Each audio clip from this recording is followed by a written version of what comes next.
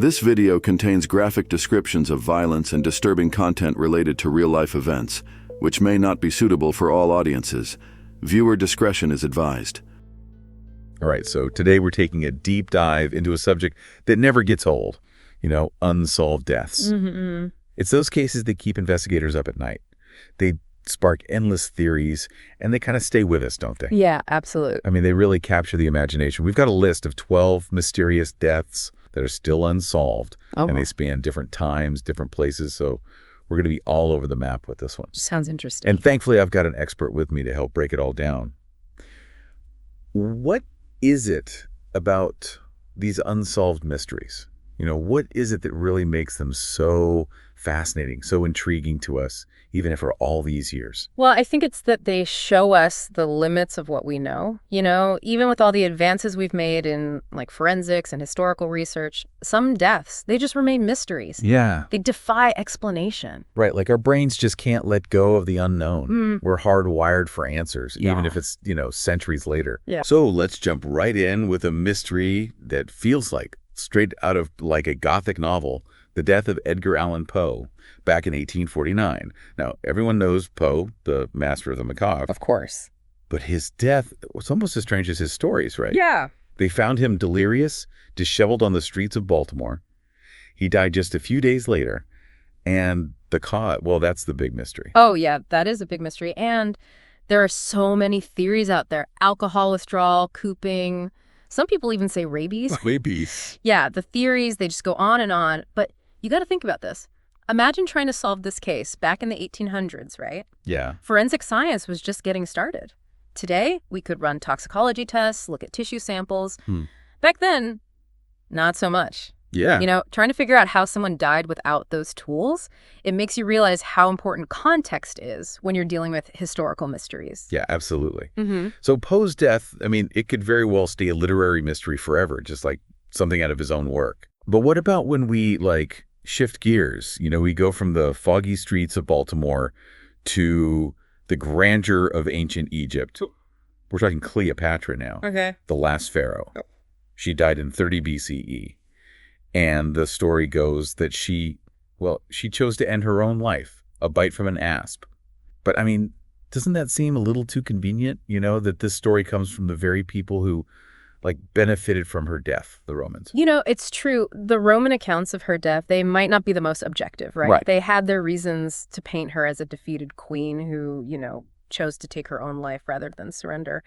But even if we put the Roman spin aside, is it possible that there were other reasons, maybe within Egyptian culture itself, to present her death as a deliberate act? Mm-hmm. What did suicide symbolize in that context? That's a great point. So maybe it's not just about Roman propaganda, but also about, understanding how different cultures viewed death and what it meant for someone to choose their own ending. Absolutely. Okay, so we've got a writer whose death kind of mirrors his dark stories and a queen whose end is tangled up in all this political intrigue. But let's talk about a case that really messes with our understanding of, identity. Kaspar Hauser. Oh, wow. Now, this so-called wild boy, he appeared in Germany in 1828, claiming to have been raised in, total isolation. His whole existence is a mystery. It really is. Hauser's case, it's like a real-life psychological thriller. Yeah. The mystery of where he came from, it led to all these rumors about royal bloodlines and secret identities. But then his death in 1833 from a stab wound, it just deepens the mystery. Oh, yeah. He said it was an attack, but some people thought maybe he'd done it to himself. Now imagine growing up in isolation, maybe never having normal human contact. Could that have driven him to make up a story, to look for attention, even to hurt himself? So with Hauser, it's not just a question of who killed him, but about the nature of truth itself and how someone's past can shape what they do, even maybe leading them to self-destruction. It's why these cases are so captivating, It's like peeling back layers of a historical onion, and every layer, more questions, fewer answers. Exactly. And with Zachary Taylor, the 12th U.S. president, those layers involve a pretty toxic mix of politics and suspicion. Yeah. In 1850, he died suddenly. The official cause, cholera morbus. Yeah, but with the political climate being what it was, people started whispering about poisoning almost right away. Yeah. Especially since Taylor, a Southern slaveholder, He was surprisingly moderate on the whole issue of slavery expanding. That didn't sit well with some powerful people. No, it didn't. I mean, think about the stakes. Taylor's stance on slavery could have reshaped the nation. If someone did poison him, wouldn't they want to make it look natural? Yeah. Cholera was a common killer back then. So it's not just about whether he was poisoned, but whether anyone could even prove it at the time, like a historical whodunit where the evidence is lost to time. It's wild how, even with someone as prominent as a president, some mysteries just won't stay buried. It is, and what's interesting is how Taylor's case ties into something we see with a lot of these unsolved deaths. They often happen at crucial points in history during big changes or upheavals.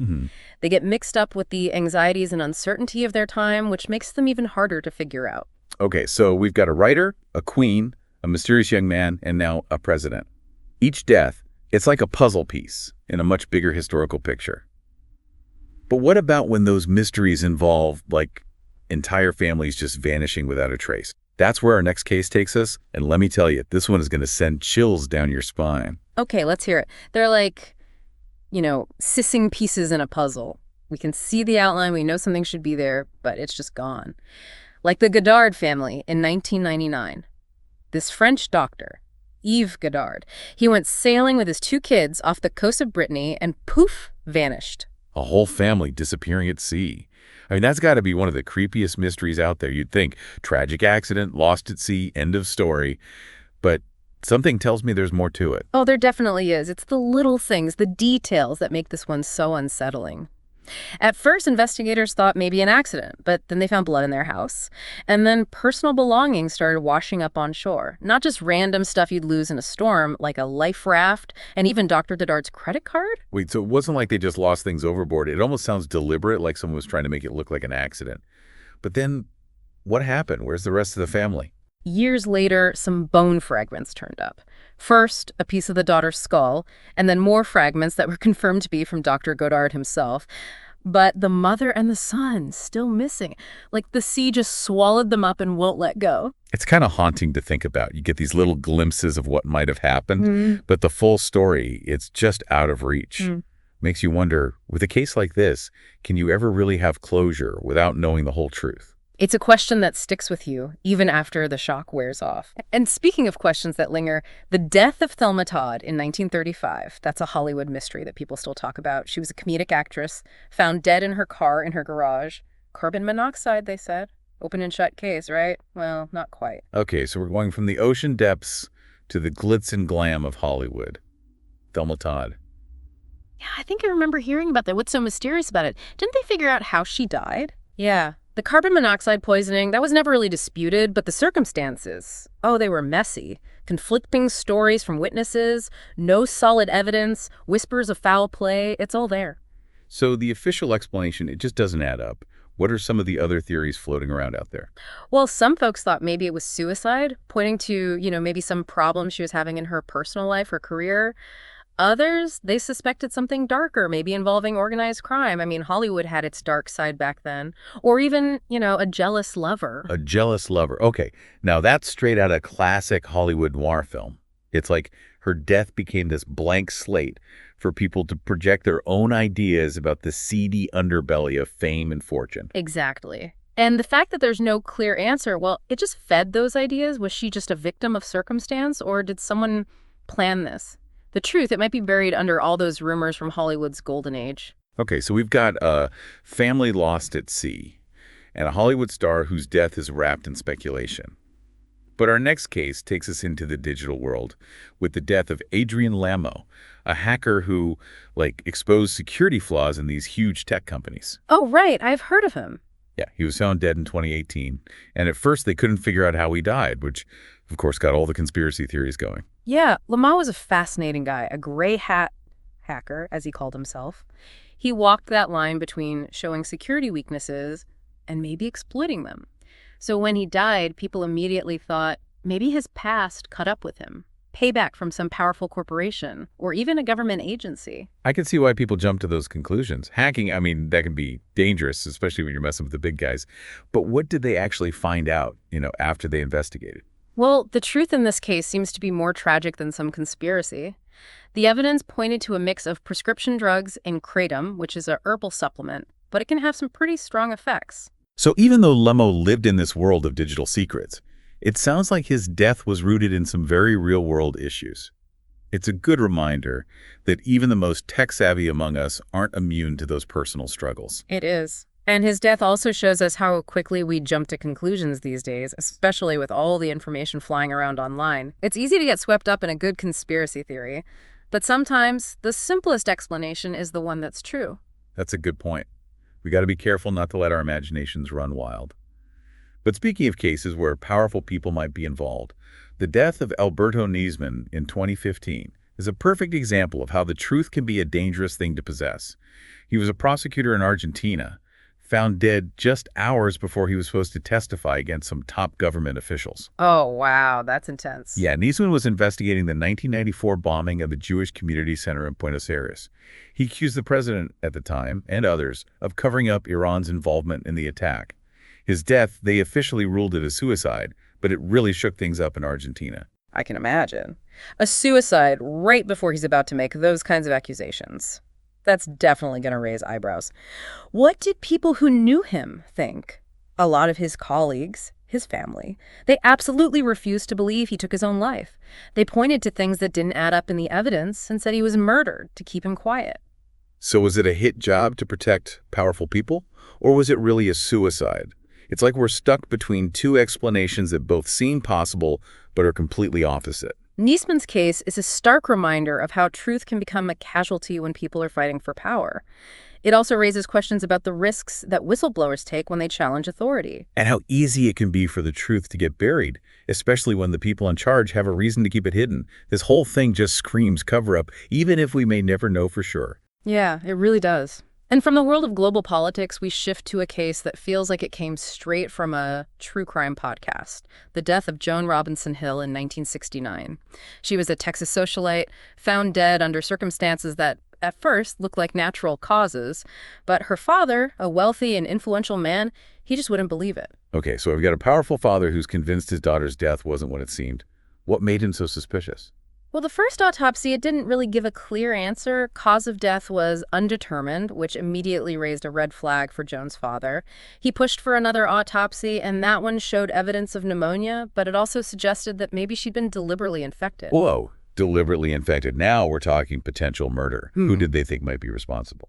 Suspicion fell on Joan's husband, a plastic surgeon who had a reputation for cheating and for having a bad temper. He was eventually charged with murder by omission, but the case took a crazy turn when he was shot and killed by someone breaking into his house before he could go to trial. And then the guy who allegedly shot him, he was later killed in a shootout with the police. Hold on, so not only does the wife die mysteriously, but the husband and the supposed hitman are both dead too. That's more twists and turns than a season of Law and Order. It is. It's a case where every answer just seems to lead to more questions. Did Joan die from natural causes? Or was she intentionally infected? Was her husband responsible? Or was someone else calling the shots? And what about the intruder? Was he a hired gun, or was there something else going on entirely? It's like a tangled mess, and every time someone dies, it just gets more and more impossible to untangle. This is what makes these unsolved mysteries so fascinating, right? They're like puzzles with pieces missing, and our brains just can't help but try to figure them out. Man, we've covered a lot of ground, haven't we? From Hollywood scandals to, like, global conspiracies. Yeah. But I'm starting to see a pattern here. Oh, yeah? What's that? It's like these unsolved deaths. They often happen where power, ambition, and secrets all collide. Makes you wonder, are some truths just too dangerous to ever come out? It's a scary thought, isn't it? That some mysteries stay unsolved because the answers would just cause too much chaos. And that brings us to a case that shows how fragile peace can be and how suspicion can linger even after a major agreement, the death of Lal Bahadur Shastri. He was the second Prime Minister of India. Okay, so we're shifting gears now from personal tragedies to a death that could have had, like, global consequences. Tell me about Shastri. Well, Shastri was a well-respected leader who guided India through some pretty rough times, including the 1965 war with Pakistan. In 1966, he traveled to Tashkent to sign a peace accord with Pakistan's president. Just hours after they signed it, he was dead, officially a heart attack. But the circumstances were, and still are, incredibly suspicious. Died suddenly right after a major peace agreement. Yeah, that timing definitely raises some red flags. What makes people question the official story, though? Well, for one thing, they never did an autopsy. The fact that there wasn't a proper medical investigation right away, that immediately made people doubt. And then there were all these conflicting reports about Shastri's health leading up to his death. Some people said he was in great shape. Others claimed he had a history of heart trouble. It's like the truth got lost in a sea of contradictory information. Almost like the lack of clear information was deliberate, a way to make things murky and stop any real answers from coming out. Right. And it gets even weirder. There were reports of unexplained marks on Shastri's body. And get this, 2 of his personal servants who were supposed to testify in an inquiry into his death, they died suddenly too. Wait, unexplained marks and then witnesses dying before they can talk? That's like straight out of a spy movie. What did people think was going on? Theories ranged from a deliberate poisoning, maybe by people who didn't want the peace deal to happen, to a more complicated cover-up, possibly even involving other countries. The fact that so many questions remain unanswered even after all this time, it shows just how sensitive this case is. It's like Shastri's death became a symbol of the uneasy peace between India and Pakistan. Even in death, he couldn't escape the conflict. It's a reminder that even at the highest levels of government, the truth can be a very fragile thing. Yeah, and a hard thing to find sometimes. So I guess that brings us to the end of our deep dive into these 12 unsolved deaths. We've gone from ancient times to the modern day, from individual tragedies to events that could have shaped global politics. And every case, it leaves us with more questions than answers. It's true, but it's that uncertainty, that mystery, that keeps us coming back to these stories, doesn't it? Absolutely. It's amazing how these stories, even though they happened in the past, they still have this power to, make us think, to question what we think we know. They remind us that history is never really finished. There are always secrets hidden just beneath the surface, waiting for someone to uncover them. What I find so fascinating about these cases is that they force us to think critically, to really examine the evidence, and to consider different points of view. There are rarely easy answers when you're dealing with unsolved mysteries. It's like each case is a puzzle, but with some pieces missing. And it's our job to try and figure out what those missing pieces are. We might never have the whole picture, but the search, that's what keeps these stories alive. Exactly. And to our listeners out there, we encourage you to keep digging, keep asking questions, keep exploring. Don't be afraid to question the official stories, to look for different perspective, and to come to your own conclusions. Who knows? Maybe one of you will find the missing clue that finally solves one of these cases. Yeah, and if you have any thoughts or theories you want to share, we'd love to hear them. Find us on social media and let's keep this conversation going. Because at the end of the day, the pursuit of truth, no matter how hard it might be, that's what makes these stories so captivating. Until next time, keep those minds curious. And remember, the truth is out there.